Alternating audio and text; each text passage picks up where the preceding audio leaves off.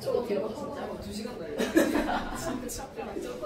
진짜 2시간짜리 플리팅은 안 돼. 노래 안 들려서 보는데 노래가 끝나 있는 거야. 근데 그 뭐야? 그 되게 시작하지 않더라.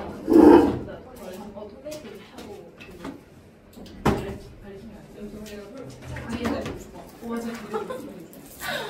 그거 이거 부딪히 이거 연습해서 하면 내려가지고 진짜 추할 것 같아. 세상이 이기는 거지.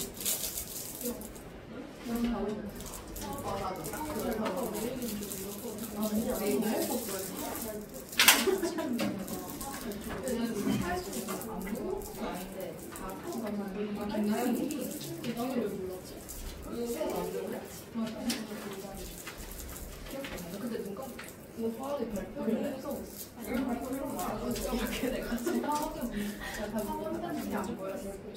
그것도 어린이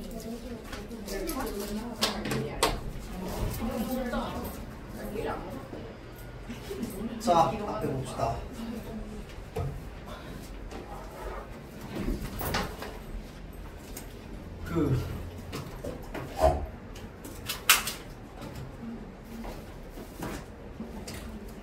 아침에 9시에 볼 때랑 아무래도 했어요. 뭔가 약간 사람이 이제 생기가 좀 더 보이네요.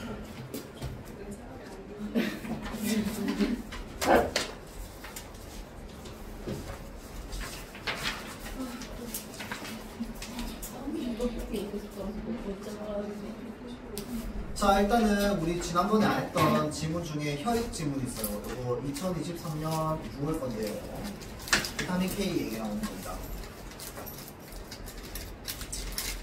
여러분 이거 풀었던 거 기억나나요?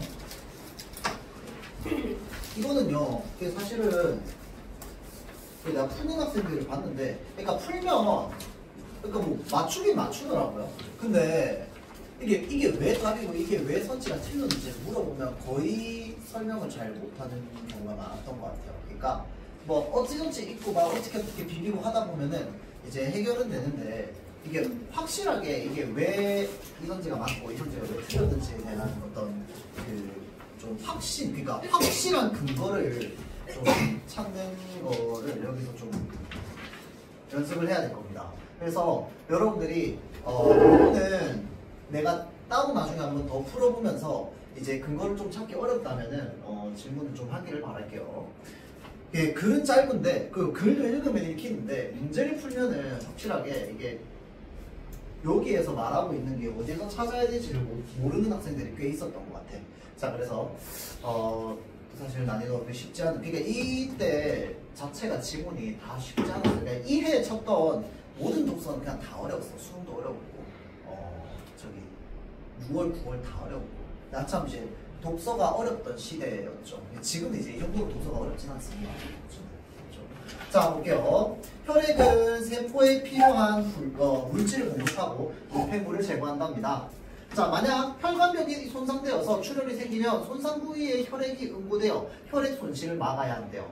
자, 혈액 응고는 섬유소 단백질인 피브린이 모여 형성된 섬유소 그물이 혈소판이 응집된 혈소판 마개와 뭉쳐서 혈병이라는 덩어리를 만드는 형상이랍니다. 자, 그러니까 응고라고 하는 건 어떻게 피브린이 모여서 섬유소 그물을 만들고, 자, 그 혈소판이 응집된 혈소판 마개와 뭉쳐서 혈병이라는 것을 만들어내는데 그때 이제 우리가 응고가 생기는 거죠. 혈액 응고는 혈관 속에서도 일어나는데 혈관 속에서 일어나는 혈병을 뭐라고 한다? 혈전이라고 한다는 거야. 자, 그러니까 피가 바깥으로 흘러서 얘가 굳으면 걔는 혈병이야. 혈관 안에서 출혈이 생겨가지고 얘가 굳으면 혈전입니다. 혈전이 있으면 위험하죠. 자, 이물질이 쌓여서 동맥 내벽이 두꺼워지는 동맥경화가 일어나게 되면 그 부위에는 혈전 침착, 혈류 감소 등이 일어나서 혈관 질환이 발생하기도 합니다. 자, 그래서 혈관이 이렇게 있는데 여기 사이에 뭔가 이렇게 침전물 같은 게 생겨. 그러면은 동맥경화 같은 게 생겨. 그래서 쭉 하다 보면 이제 이 혈액에서 여기에 자꾸 뭐가 쌓입니다. 맞지? 그러다가 여기 탁 막혀버려. 그럼 이제 큰일 나는 겁니다. 맞죠? 자, 그래서 이러한 혈액의 응고 및 원활한 순환에 비타민 K가 중요한 역할을 하고 있답니다. 혈액의 응고, 원활한 순환, 비타민 K가 중요한 역할을 합니다. 네, 여기까지는 다 당연한 이야기야. 문제는 이 문단부터인데, 비타민 K는 혈액이 응고되도록 돕는데요. 자, 지방을 뺀 사료를 먹인 병아리의 경우 지방에 녹는 어떤 물질이 결핍되어서 혈액 응고가 지연된다는 사실을 발견했답니다. 이게 지금 예시인데, 지방에 녹는 어떤 물질이 있어요. 걔가 결핍되어서 혈액 응고가 지연된답니다. 그럼 그 어떤 물질을 이제 뭐라고 이름을 붙였는데, 비타민 K로 이름을 붙였습니다. 이 표시해둔 이유가요, 나중에 선지를 볼 때 얘가 좀 중요해서 그래요. 하나가 필요해서 그래. 하나 선지를 해석하기 위해서. 자, 그래서 혈액 응고는 단백질로 이루어진 다양한 인자들이 관여하는 연쇄 반응에 의해서 일어난답니다. 지금 이게 중요해요. 순서대로 일어난다는 거야. 맞죠? 자, 그러면 우리가 이걸 보면서 이제 순서 나오겠네 라는 걸 좀 생각할 수 있습니다. 맞죠? 자, 그래서 우선 여러 혈액 응고 인자들이 활성된 이후입니다. 자, 여러 혈액 응고 인자들이 활성화된 이후 프로트롬빈이 활성화가 된대요. 자, 이후 프로트롬빈이 활성화가 되고요. 얘가 되고 나면은 프로트롬빈이 뭐가 돼? 트롬빈으로 전환이 됩니다. 자, 그럼 그 트롬빈은요, 혈액에 녹아있는 피브리노겐을 불용성인 피브린으로 바꾼답니다.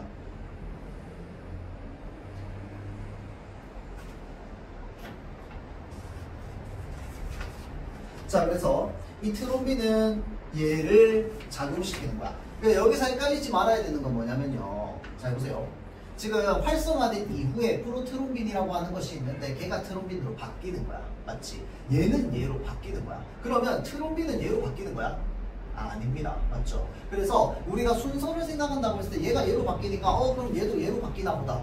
가 아니야. 맞지? 자, 트롬빈은 역할을 가지고 있는데 그 역할이 뭐야? 얘를 얘로 바꾼다는 거야. 무슨 말인지 알겠죠? 자, 그래서 트롬빈은 얘를 얘로 바꾸어주는 역할을 한다는 겁니다. 알겠죠? 자, 그러면 트롬빈의 역할은 바꾸는 거야. 바뀌는 건 누군데? 얘가 바뀌는 거야. 맞죠? 자, 그래서 비타민 K는 프로트롬빈을 비롯한 혈액 응고 인자들이 간세포에서 활성될 때, 자, 이들의 활성화에 관여가 된대요. 자, 그래서 비타민 K는 혈액 응고 인자들이 간세포에서 합성될 때야 이들의 활성화에 관여한답니다. 자, 활성화는 칼슘 이온과의 결합을 통해서 이루어지는데 이들 혈액 단백질이 칼슘 이온과 결합하려면 뭐가 되어 있어야 된다? 카르복실화가 되어 있어야 된대요. 그래서 카르복실화의 개념 여기 나와 있어. 자, 그럼 일단 여기까지 끊어. 어찌됐건 간에 자, 비타민 K가 얘네들의 활성화에 관여합니다. 그러면 활성화가 되려면 뭐가 돼 있어야 돼? 칼슘 이온과의 결합이 되어 있어야 돼. 결합이 하는 순간 활성화가 돼.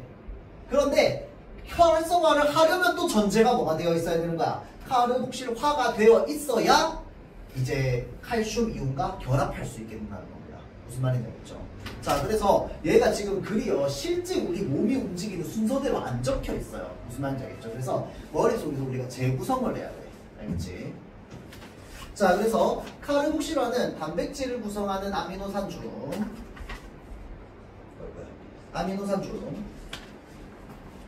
글루탐산이 감마 카르복실 글루탐산으로 전환되는 것을 말한답니다.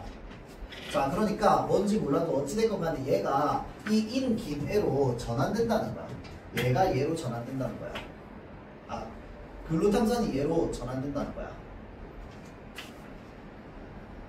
자, 이처럼 비타민 K에 의해서 카르복실화가 되어야 활성화가 가능한 표적 단백질을 K 의존성 단백질이라고 얘기하는 거야. 그러니까 얘는 비타민 K에 의해 되는 거야. 이렇게 하면 된다. 의해 되는 겁니다. 알겠죠?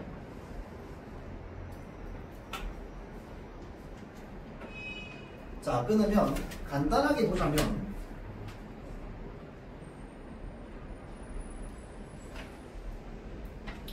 자, 여러 혈액 응자들이 있어요.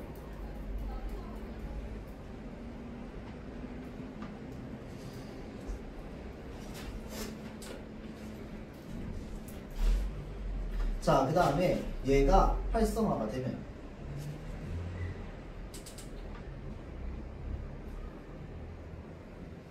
프로트롬빈이 활성화가 됩니다.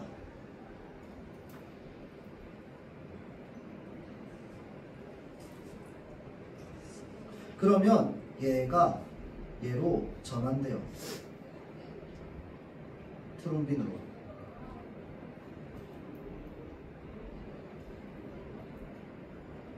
자, 그래서 이 트롬빈은 피브리노겐을 어떻게 해준다?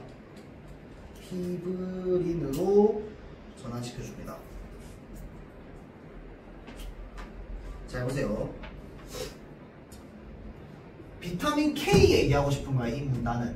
무슨 말인지 알겠지? 그러면 비타민 K는 얘, 4개 중에서 1, 2, 3, 4 중에서 언제 움직이는 거야? 비타민 K는 1, 2, 3, 4 중에서 언제 움직이는 거야? 참 언제 움직일 거야?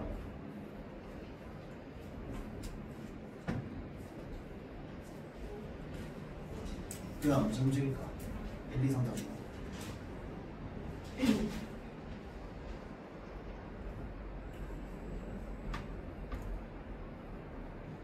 그러니까 그러면 여기에 있는 단어로 사용하자면 비타민 K는 언제 여기에 관여할까?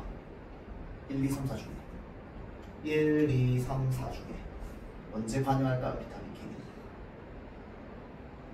진짜 언제 관여할 것 같아요?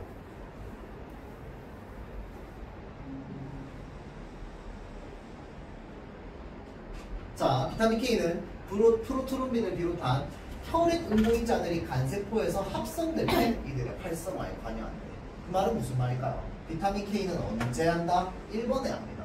요때 합니다. 알겠죠? 그러니까 우리 몸에서 움직이는 순서랑 얘랑 순서가 이렇게 일치되게 안 나와 있어요. 무슨 말인지 알겠죠? 자, 그래서 비타민 K가 관여를 하는 거는 언제 한다고? 요때 합니다. 요때. 얘네들이 될 때 같이 되는 거야. 이해되죠? 이제 이게 머릿속에 있어야지 저기 13번 문제가 이제 오류 없이 풀립니다. 그렇죠? 이 순서가 머릿속에 들어가 있어야 한다. 자, 다시 문단 넘어가면 비타민 K는 식물에서 합성되는 비타민 K1과 동물 세포에서 합성되거나 미생물 발효로 생성되는 비타민 K2로 나뉜답니다. 자, 식물에서 합성되는 비타민 K1, 동물 세포에서 만들어지는 비타민 K2가 있고요. 자, 녹색 채소 등은 비타민 K1을 충분히 함유하고 있기 때문에 별로 차질이 생기지 않습니다. 그럼 문제는 뭐야? 비타민 K2가 부족할 때 뭔가 문제가 생긴다는 거겠지. 그게 이제 맨 마지막 문단에 나와 있죠.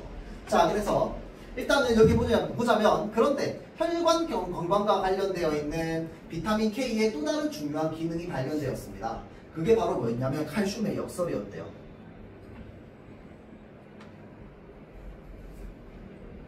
자, 칼슘의 역설은 나이가 들면 뼈 조직의 칼슘 밀도가 낮아집니다. 뼈 조직의 칼슘 밀도가 낮아져요. 그래서 왜 우리 뼈에 구멍 생긴다 그러잖아. 그렇죠? 자, 그래서 이를 방지하고자 칼슘 보충제를 섭취한대요.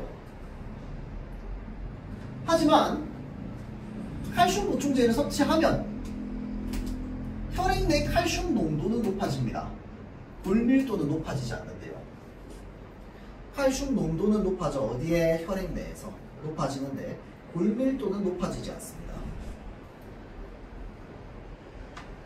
자, 그래서 혈관벽에 칼슘염이 침착되는 혈관 석회화가 진행된대요.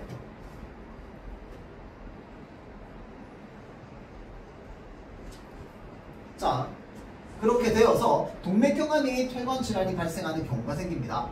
자, 혈관 석회화는 혈관 근육세포 등에서 생성되는 MGP라고 하는 단백질에 의해서 억제되는데, 자, 그러니까 이 혈관 석회화를 막으려면 뭐가 필요하냐면 MGP라는 단백질이 필요한데, 얘가 바로 뭐냐? K의존성 단백질인 거야.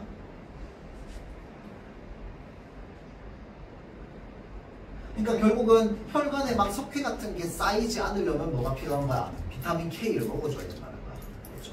자, 그래서 비타민 K가 부족하면 당연히 그러면 K 의존성이니까 MGP 단백질이 활성화되지 못하겠지. 맞죠? 혈관 석회화가 유발된다는 겁니다. 칼슘 섭취제를 먹으면서 채소는 안 먹어. 또는 고기도 안 먹어. 그러니까 동물성 지방도 섭취 안 해. 채소도 안 먹어. 이런 비타민 K가 부족해서 뭐 어떻게 되는 거야? 혈관에 돌이 쌓이는 겁니다.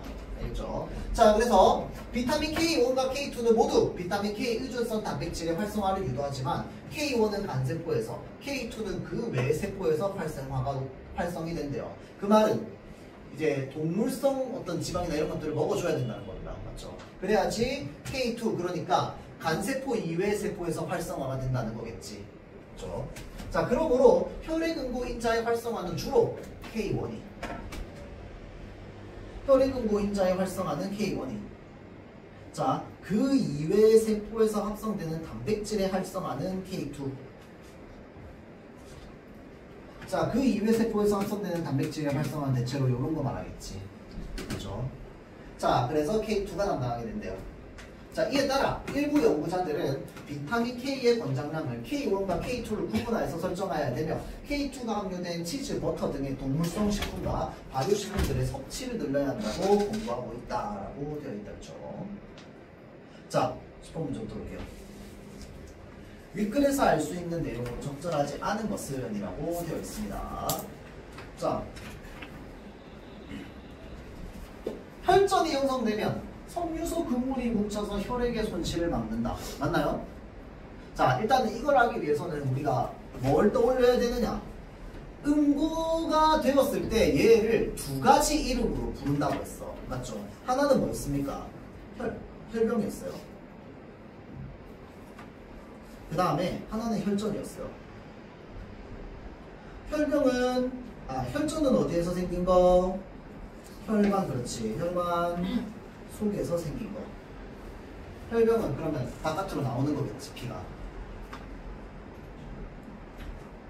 자, 섬유소 그물이 뭉쳐서 혈액의 손실을 막아야 되는 건 혈병일까요? 혈전일까요? 혈병이겠지. 이해돼요? 이거 옆에 나와 있습니다. 보면. 자, 혈액응고는 섬유소 단백질인 피브린이 모여서 지금 이 섬유소 그물이 혈소판에 응집된 혈소판 마개와 뭉쳐서 뭐를 만들어낸다? 혈병이라고 하는 덩어리를 만들어내는 거야. 그렇죠? 그래서 과다출혈이 안 되게 막는 겁니다. 그렇죠? 자, 그래서 지금 혈전이 아니라 뭐가 돼야 돼? 혈병이 돼야 돼.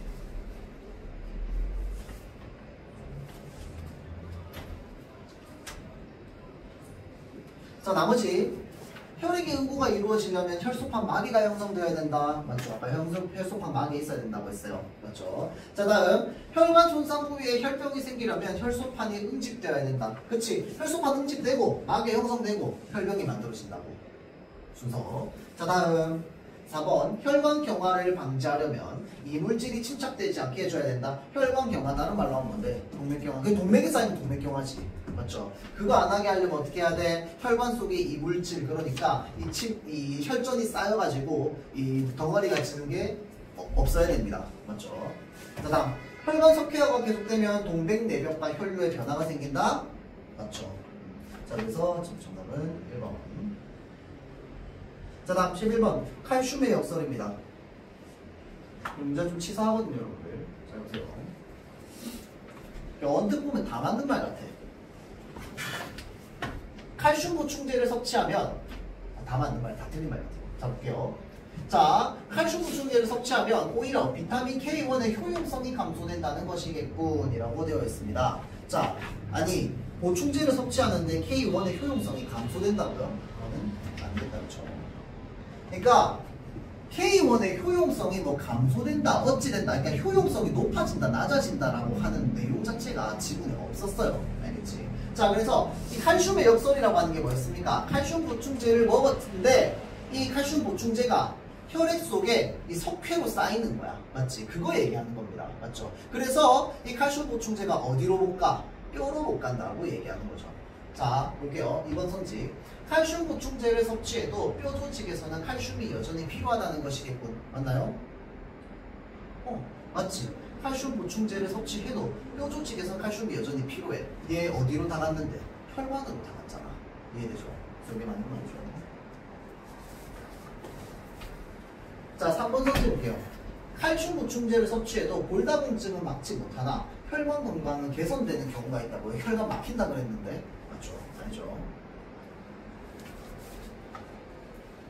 자, 다음 4번. 칼슘 보충제를 섭취하면 혈액 내 단백질이 칼슘과 결합하여 혈관벽에 칼슘이 침착된다는 것이겠군 이라고 되어 있습니다. 그럼 뭐가 틀렸을까요?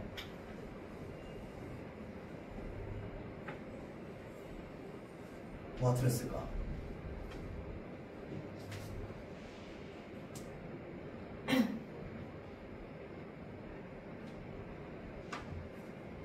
아니, 혈관벽에 침착되는 거 있었던 것 같은데 나야 뭐가 틀렸을까요?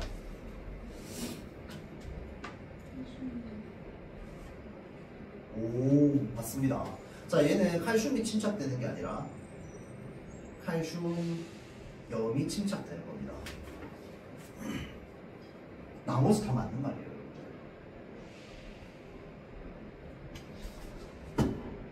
자, 다음 5번. 칼슘 보충제를 섭취해도 혈액으로 칼슘이 흡수되지 않아서 골다공증 개선이 안 되는 경우도 있다는 것이겠군. 아까 칼슘의 역설 골다공증 개선 안 될 수도 있다네. 맞지? 근데 이거 왜 틀린 말인데 그러면? 뭐라고요? 안 들려고. 그렇지. 혈액 응고? 혈액으로. 맞아요. 혈액으로가 뭐로 바뀌어야 돼? 뼈로 바뀌어야 돼요.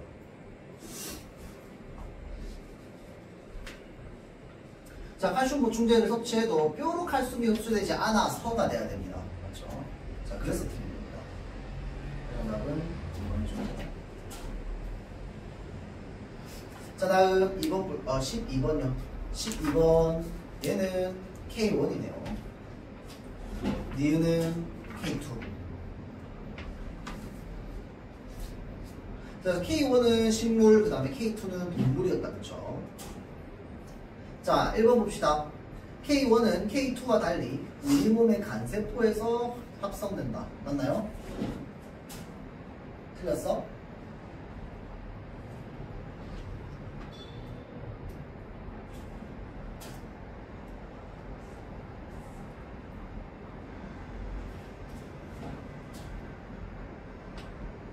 자, K1, 이렇게 기억은 K1이잖아. 맞지? 자, K1은 간세포에서 K2는 그 외의 세포. 맞아요? 맞을까? 이게 내가 여러분들 막 피곤하게 하려고 질문하는 게 아니고 이게 좀 뭐라 해야 되지? 이 선지들은 좀 스스로 질문 좀 많이 던져야 돼요. 맨날 이렇게 여러분한테 물어볼 건 아니에요. 자, 보세요. 근데 진짜 치사한데 잘 보세요. 지금 기억은 니은과 달리 우리 몸의 간세포에서 합성된다가 아니라 뭘로 바뀌어야 될까요? 활성이 높다.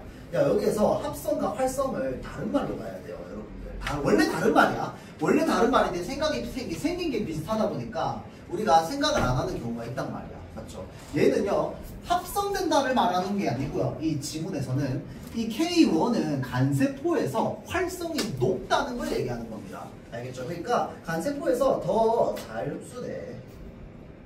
로 얘기하는 겁니다. 그래서 합성된다라고 하면 틀렸죠. 자, 다음 니은은 기억과 달리 지방과 함께 섭취해야 된다. 맞나요?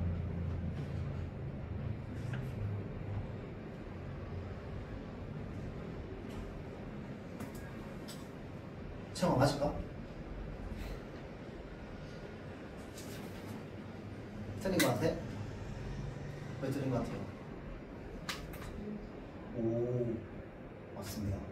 왜 어디에서 근거를 찾았어요? 맞습니다. 이거 찾을 수 있어야 돼요, 여러분들. 아까 내가 표시해줬잖아, 그렇지? 예시가 뭐였어요? 지방에 녹는 물질 뭔가가 있는데 걔를 빼고 병아리한테 먹였더니 얘가 뭐가 안 된대요? 혈액이 응고가 안 된대. 맞죠? 자, 그러니까 얘가 지금 어디에 녹아 있는 거야? 지방에 녹아 있는 성분이다 이 말입니다.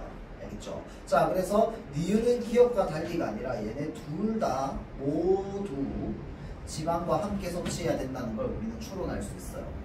아까 그 예시를 통해서. 딱 그 한 문장 나옵니다, 여러분들. 자, 다음. 그래서 이거 틀린 말. 자, 다음. 니은은 기억과 달리 표적 단백질의 아미노산을 변형하지 않는다. 맞나요?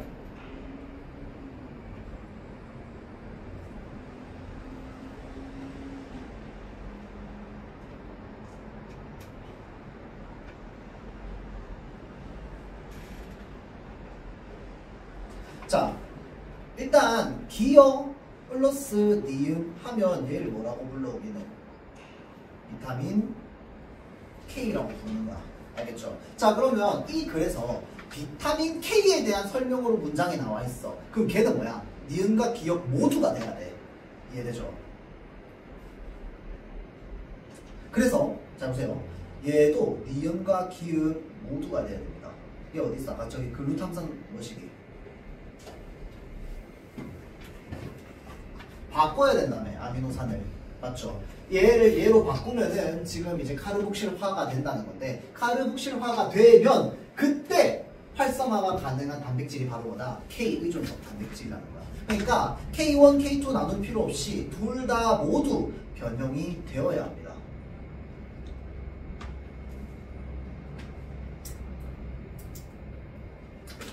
그러니까 변형이 되어야 된다는 게 아니고 변형을 하게 만드는 거죠. 정확하게 말하면. 맞죠? 그 해당 단백질을 비타민 K가 하게 만드는 겁니다. 맞죠? 자, 그래서 비타민 K가 하게 만든다고 했으니까 K1, K2 모두 하게 만드는 겁니다. 알겠죠?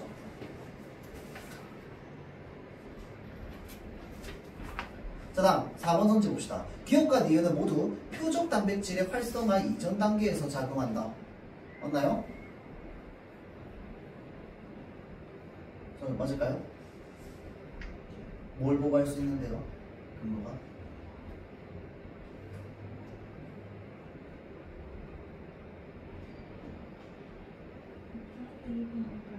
뭐라고요? 맞아요. 아까 내가 얘기했죠. 요거 때문입니다. 맞죠? 자, 그래서 요게 머릿속에 안 들어와 있으면 저게 해명이 안 돼요. 일단 첫 번째. 뒤에 그 다음 문제도 해명이 안 돼. 알겠죠? 자, 그래서 지금 4번 기억과 니은은 모두 표적 단백질의 활성화 이전 단계에서 작용한다. 맞는 말이겠다. 그렇죠? 자, 그 다음 5번 기억과 니은은 모두 일반적으로 결핍이 발생해서 문제가 되는 경우는 없다라고 했는데 문제 되지. 그러니까 K1, K2 나눠서 결핍 해야 된다고 얘기하는 거죠. 맞죠? 정답은 4번. 자, 다음 13번 봅시다. 자, 지금 볼게요. 밑에 와파린이라고 하는 성분이 있는데 얘는 트롬빈에 작용하지 않고요. 비타민 K의 작용을 방해합니다. 그 다음 얘는요. 자, 피브리노겐에는 작용하지 않고요. 그 다음에 피브린을 분해한답니다. 자, 다음 헤파린은요. 비타민 K 의존성 단백질에는 작용하지 않고 무엇을 억제해? 트롬빈의 작용을 억제한답니다.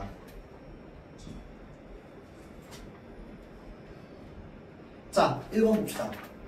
가의 지나친 투여는 혈관 석회암을 유발할 수 있다. 맞나요? 이거 쉽죠? 당연한 말인데 비타민 K 없으면 혈관에 석회 쌓여. 맞지? 자, 근데 지금 얘는 비타민 K의 작용을 막고 있지. 맞죠? 그러면 혈관에 석회 쌓이겠지. 맞죠? 자, 다음 2번 나는 이미 뭉쳐있던 혈전이 풀어지도록 할 수 있겠군 이라고 되어 있습니다. 자, 볼게요. 자, 피브리노겐에는 작용하지 않고 피브린을 분해한다 라고 되어 있습니다. 자, 보세요. 이미 뭉쳐있던 혈전이 풀어진다 라고 하는 건 지금 혈액에 응고작용, 그러니까 혈액이 쌓여 있는 것들을 이제 풀어줄 수 있다 이 말이잖아. 맞죠? 자, 그래서 지금 얘는 이미 피브린을 분해한다라고 하는 건 뭐냐면 작용 다 끝났어. 이해되지? 작용 다 끝나고 맨 마지막에 남아있는 애한테만 뭐 하는 거야? 지금 영향을 미치는 겁니다. 무슨 말인지 알겠죠? 자, 그 말은 무슨 말일까? 비타민 K 활성화 됐어, 안 됐어? 됐습니다. 이거 이해돼요? 비타민 K는 이미 활성화되고 뭐도 됐어요? 요거까지 다 진행 중입니다. 알겠지? 얘만 지금 영향을 끼치는 거니까. 이해되죠? 자, 그러니까 이미 쌓여있는 혈전 풀어지도록 할 수 있지. 자, 다음 다는 혈액 응고인자와 칼슘 이온의 결합을 억제하겠군이라고 되어 있습니다. 맞나요?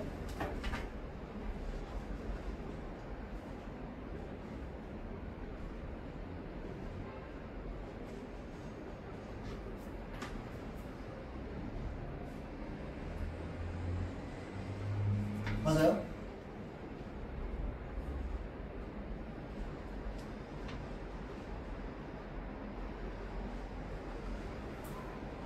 일단 틀렸어요. 어디서 틀렸을까요?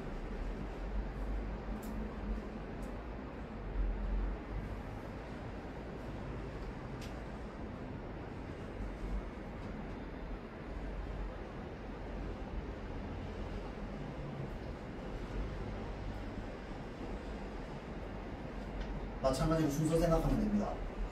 혈액 응고인자와 칼슘 이온이 결합하는 순서와 하게 되는 걔의 위치와 그 다음에 트롬빈의 위치를 생각하면 됩니다.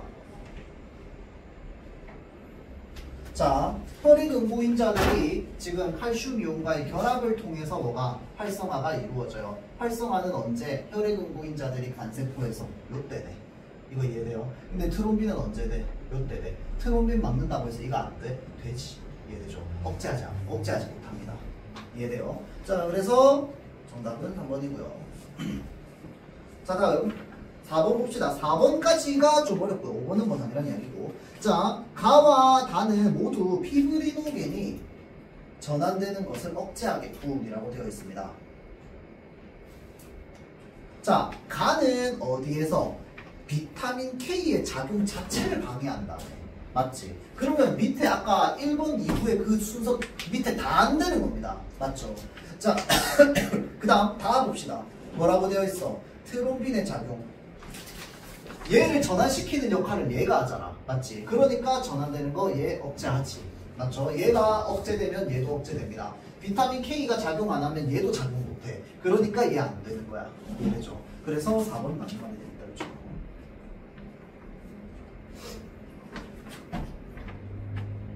자, 다음 넘어갑시다. 다음 질문.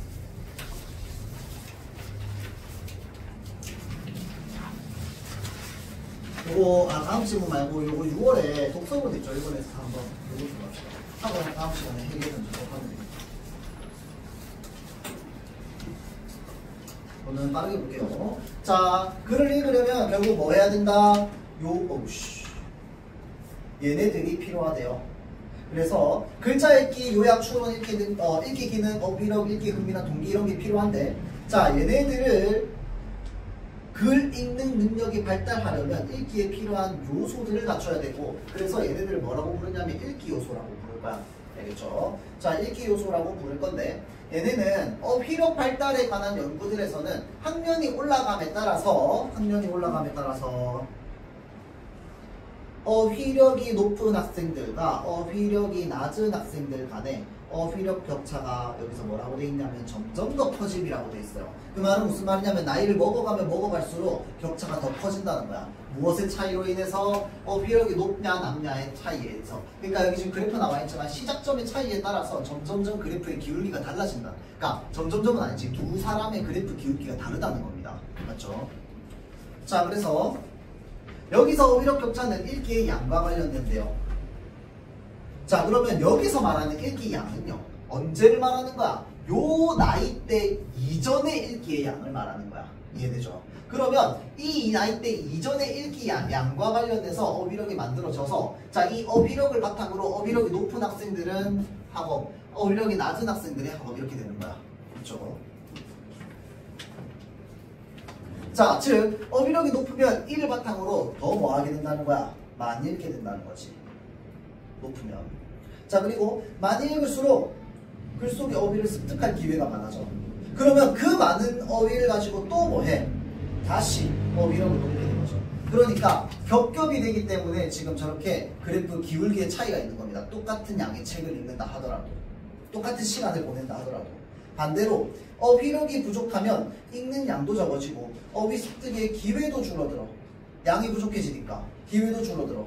그러면 어휘력이 상대적으로 또 부족해지고 커져버린 격차를 극복하는 데 많은 노력이 필요하게 된다는 겁니다. 그래서 여기 이 이론에서 얘기하고 있는 건 어떤 특정 나이대가 딱 되었을 때 그때 갖추고 있는 어휘력의 양이 중요하다는 거지. 맞죠? 자, 그래서 이렇게 읽기 요소를 잘 갖춘 독자는 점점 더 잘 읽게 되어서, 자, 그렇지 않은 독자와의 차이가 갈수록 커지게 되는데 이를 매튜 효과로 설명하기도 한대요. 그래서 여기서 말하는 게 매튜 효과입니다. 자, 매튜 효과란 사회적 명성이나 물질적 자산이 많을수록 그로 인해 더 많이 가지게 되고, 자, 그 결과 그렇지 않은 사람과의 차이가 점점 커지는 형상이야. 자, 그러니까 이거는 경제적인 용어죠. 사회적 명성이나 물질적 자산이 많을수록 그 사람은 더 많이 가지게 되고, 우리 흔히 빈익빈 부익부라고 하잖아. 맞죠?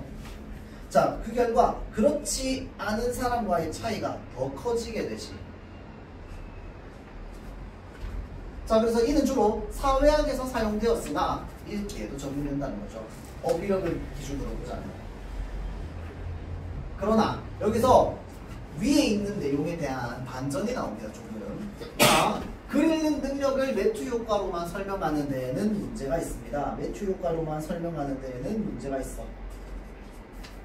우선 읽기와 관련된 요소들에서 매튜 효과가 항상 나타나는 것은 아니래요. 인지나 정서의 발달은 개인마다 다르며 한 개인 안에서도 그 속도는 시기마다 다르기 때문이랍니다. 그러니까 무엇이 간과가 있어? 인지나 정서의 발달이 개인마다 다르다는 게 간과되어 있는 거야. 위에 있는 연구에서는.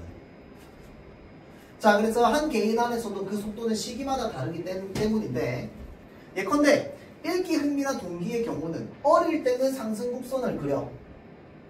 읽기 흥미나 동기의 경우 어릴 때는 상승 곡선을 그리는데 발달하다가 어느 시기부터는 떨어지기도 한다는 거죠.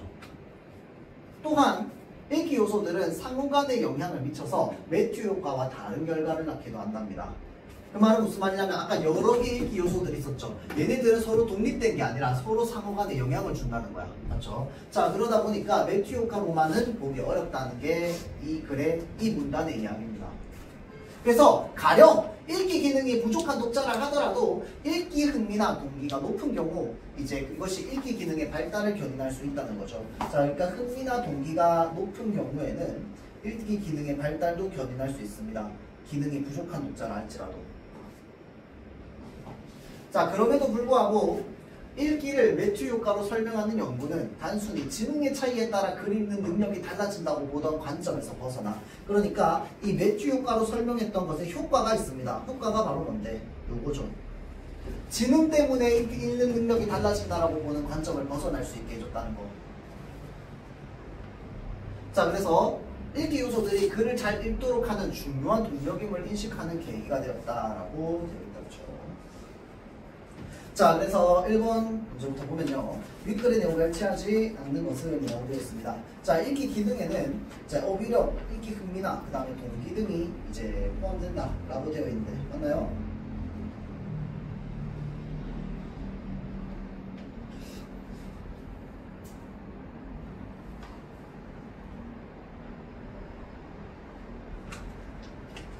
그런 얘기 없었습니다. 맞죠? 심지어 어휘력이라든지 읽기, 흥미, 동기 이런 것들 쭉 해서 읽기는 어휘력은 어디에 들어가 있어? 여기에 들어가 있고 얘네들 이름 뭐라고 부른다고 했어? 읽기 요소라고 부른다고 했잖아. 맞지? 그래서 얘는 기능이랑은 상관없죠. 그렇죠?